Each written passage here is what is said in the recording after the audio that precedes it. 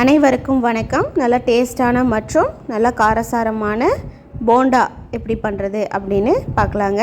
அதுக்கு தேவையான இன்க்ரீடியன்ட் பார்த்திங்க அப்படின்னா 6 பல் பூண்டு, ஒரு துண்டு இஞ்சி, ஒரு கப்பு முருங்கை இலை, ஒரு 10 பச்சை மிளகா, ஒரு கப் அளவு சின்ன வெங்காயம், ஒரு கப் அளவு கருவேப்பிலை, அதுக்கப்புறம் ஒரு அரை கிலோ அளவு கடலை மாவை ஒரு பாத்திரத்தில் எடுத்துட்டு நம்ம எடுத்து வச்சுருக்கிற முருங்கை இலை, கருவேப்பிலை அது ரெண்டத்தையும் சின்ன சின்னதாக நறுக்கி எடுத்துக்கோங்க.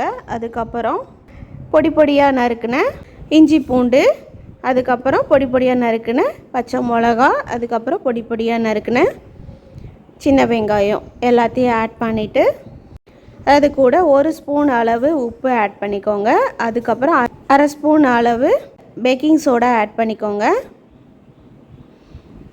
ஆட் பண்ணிவிட்டு நல்லா மிக்ஸ் பண்ணி விட்டுக்கோங்க.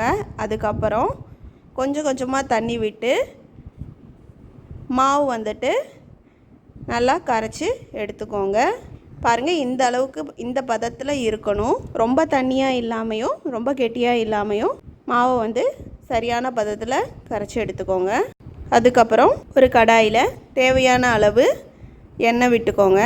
எண்ணெய் நல்லா சூடானதுக்கப்புறம் கொஞ்சம் கொஞ்சமாக மாவு எடுத்து உள்ளே ஆட் பண்ணிக்கோங்க.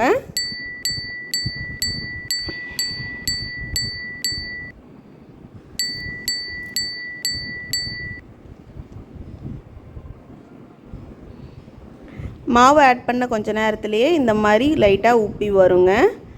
அதுக்கப்புறம் 2-3 டைம் நல்லா திருப்பி விட்டு நல்லா வேக வச்சுக்கோங்க.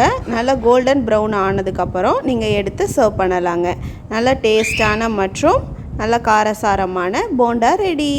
இந்த போண்டாவை நீங்கள் காலையில் டீ பிரேக் டைம்லையும் ஈவினிங் ஸ்நாக்காகவும் வச்சு சர்வ் பண்ணலாங்க. இந்த மாதிரி பண்ணி கொடுத்தா குழந்தைங்கள்லேருந்து பெரியவங்க வரைக்கும் எல்லோரும் விரும்பி சாப்பிடுவாங்க. இந்த வீடியோ உங்களுக்கு பிடிச்சிருந்தா like, share and subscribe. Thank you for வாட்சிங்.